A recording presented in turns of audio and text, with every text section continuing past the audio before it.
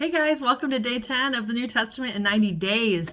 We are starting today to go through the book of Mark. So, Mark is a book in the New Testament that just tells about Jesus's life. And so there's actually 4 books that do that. Matthew, we just finished yesterday. Mark is the second one. Then there's Luke and John. So we're going to be talking about Jesus for a long time here, which is really fun. The cool thing is that each gospel is what they're called. So each of those 4 books shares a lot of the same details, but they do it in a unique way sometimes. And sometimes like one book will share a detail that the other ones don't, or in a way that the other ones don't, which is kind of fun.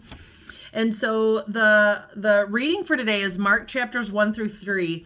And the thing that stuck out to me from this reading was how, we've already known from previous days that Jesus was able to cast demons out of people. And so the thing that stuck out to me in these first 3 chapters was how frequently Jesus told the demons to be quiet about who he was. So this is what I mean. In Mark chapter 1, verse 23 and 24, it says that a man in the synagogue was possessed by an evil spirit, and the spirit began shouting, "Why are you interfering with us, Jesus of Nazareth? Have you come to destroy us? I know who you are, the Holy One of God." But then Jesus, it says in verse 25, Jesus cut him short. "Be quiet, come out of the man."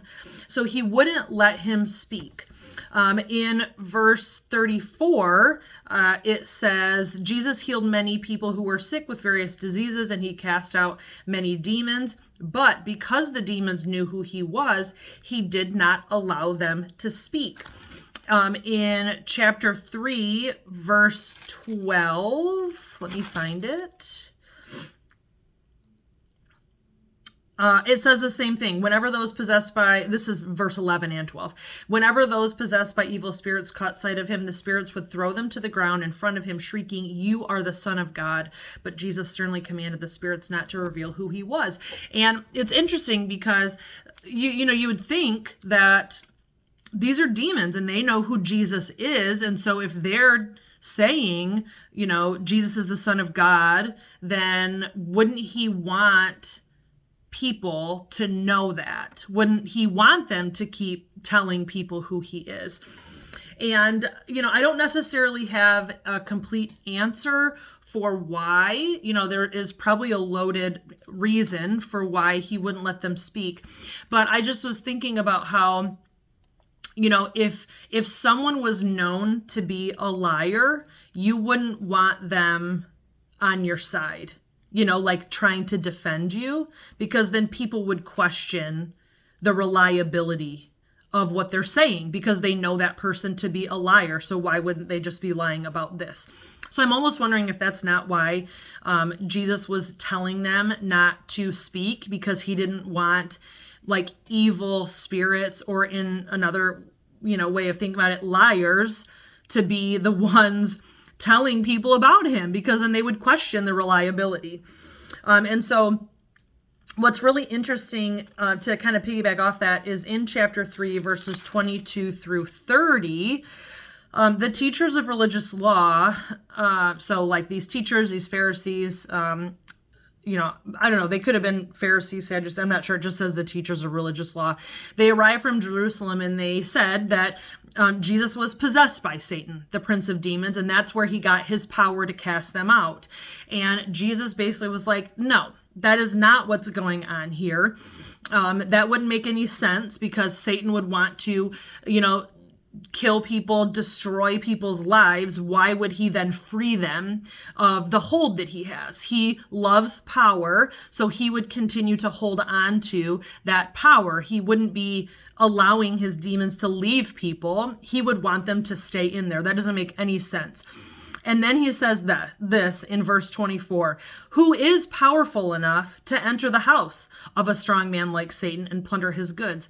Only someone even stronger." And so he's telling them, like, I'm the real deal here. You need to recognize who I am and not dismiss it and not, try to reason it away.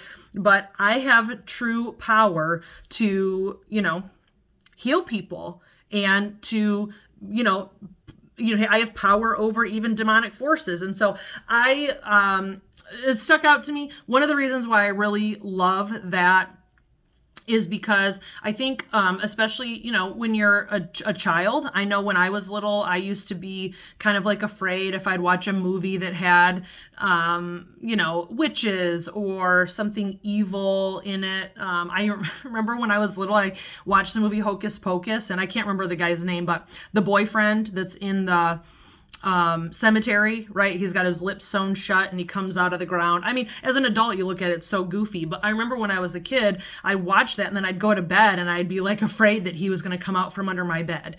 And so I love this because it's such a great reminder, even as an adult, that I don't have to be afraid of literally anything when I have Jesus on my side, because no matter what I come up against, even if it's like an evil spirit, a demon, Jesus is more powerful than that. So I don't have to be afraid.